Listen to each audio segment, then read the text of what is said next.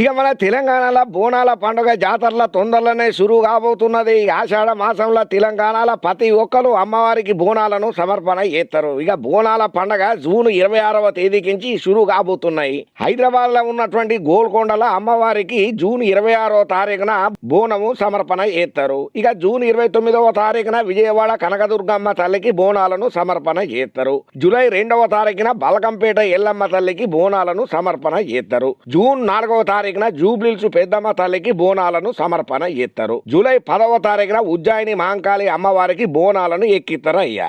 ఇంకంతనే కాదు, జూలై 14వ తారీఖున రంగము అమ్మవారి ఘటం ఊరేగింపు కార్యక్రమాలు కూడా అంగరంగ వైభవంగా కొనసాగుతాయి మన తెలంగాణలో.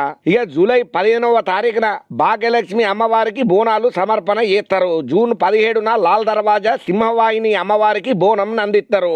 జూలై 20న పాతబత్తి లాల్ దర్వాజా సింహవాహిని బోనాల జాతరను ప్రారంభం చేస్తారన్నట్టు.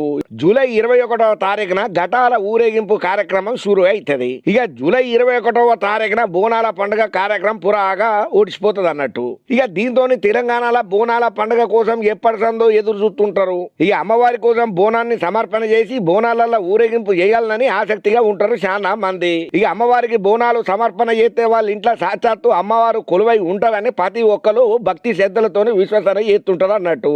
ఏదేమైనా ఇప్పుడు బోనాల పండగ తెలంగాణలో ఎంత గొప్ప పండుగనో ప్రత్యేకంగా చెప్పాల్సిన పని లేదు. బోనాల జాతర శురువైందంటే తెలంగాణ మొత్తం డప్పు సప్పుడ్లు కాళ్ళ గజ్జల శబ్దాలతోని మార్మోగిపోతే ఎంతో సంబరంగా అందరు భక్తులు చేసుకుంటారయ్యా ఈ తెలంగాణలో బోనాల పండుగను.